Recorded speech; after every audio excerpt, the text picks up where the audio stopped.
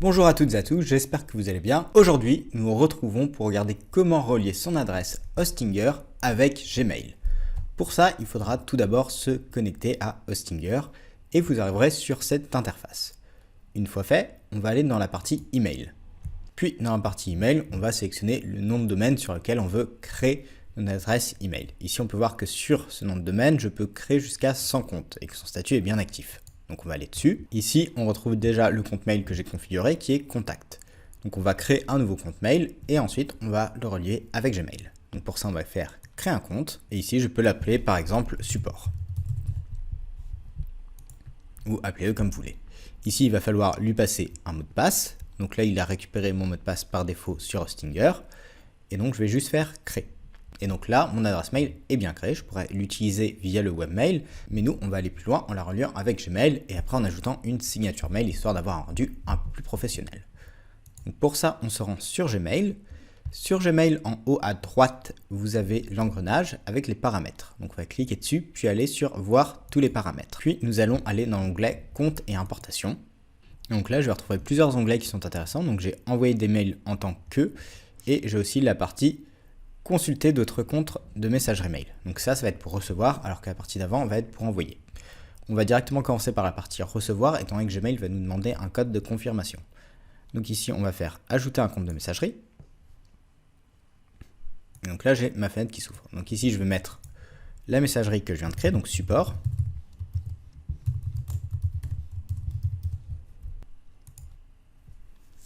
Ici, on va laisser importer les mails en POP3, très important.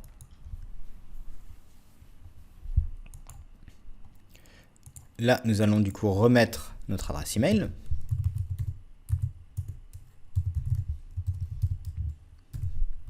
Ici, il faudra mettre le mot de passe que vous avez configuré sur votre adresse email support, donc le mot de passe qu'on a configuré à ce moment-ci. Donc là, on va le remettre. Puis le serveur POP, on va le changer avec les informations d'Hostinger. Là, ce sera pop.hostinger.com. En port, on va mettre le port 995. Et ensuite, ici, on va cocher « Vous devez toujours utiliser une connexion sécurisée ». Puis, nous allons faire « Ajouter un compte ». On va enregistrer. Là, directement, Gmail nous propose d'ajouter le compte pour envoyer des mails aussi en tant que support. Donc, on va faire « Suivant ». Donc là, vous pouvez directement mettre votre nom et prénom ou mettre autre chose en fonction de votre besoin. Ici, pareil, nous allons changer les informations de la boîte d'envoi pour mettre smtp.hostinger.com. En port, on va laisser le 587. Nom du compte, on va remettre support. Et là, il va récupérer notre mot de passe si vous l'avez enregistré. Ici, au niveau de la connexion, on laisse bien en TLS. Le mode avion est déjà désactivé. Merci Siri. Donc, je disais, pour la connexion, on laisse bien en TLS et nous allons faire ajouter un compte. Donc là, normalement, on va recevoir un code secret sur notre adresse Gmail, étant donné que celle-ci a été reliée avec notre adresse support. Donc cette étape peut prendre quelques minutes. Si jamais vous ne recevez pas votre code, dans ce cas, retournez sur Hostinger et allez directement sur votre mail dans la partie webmail, où là, une fois connecté, vous devrez récupérer le mot de passe. Donc là, j'ai bien le mail de Gmail, mais normalement, je devrais le recevoir aussi ici. Donc là, on va cliquer sur notre email. Et donc, nous allons récupérer notre code. Et là, on va remettre notre code de confirmation, faire valider. Donc, une fois que c'est fait, normalement, là, c'est bon. Les deux sont bien reliés. On va juste attendre que ça se mette bien en place. Ça peut prendre une dizaine de minutes. Et en attendant, on va du coup configurer notre signature email. Donc pour ça, on se rend à nouveau dans Réglages. Et ben voilà, je viens de recevoir le mail. Voir tous les paramètres. Dans Voir tous les paramètres, en restant dans l'onglet Général, en descendant, on arrive directement à la partie Signature email. On peut directement en créer, mais il y a un moyen plus simple de faire ce type de rendu. Pour ça, on va directement rechercher HubSpot, signature email. Donc là, on va prendre directement le premier lien. Et du coup, cet outil nous permet de générer une signature d'email. Donc là, on peut choisir parmi plusieurs designs.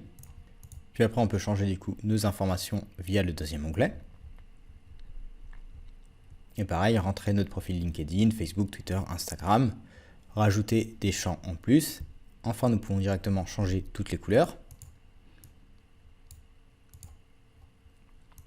Hop, voilà, si on veut du vert. Les couleurs du texte, changer les polices. Donc là, le choix des polices sera un petit peu limité. Changer leur taille, etc., etc. Une fois que vous avez fait ceci, il y a la dernière étape où vous pouvez rajouter un URL pour avoir une photo de profil, ce qui est optionnel. Donc si vous avez aussi votre logo, pareil, vous pouvez récupérer le lien vers votre logo et le mettre à ce niveau-ci. Et ensuite, une fois que c'est fait, on va descendre et là vous avez créé une signature. Ah.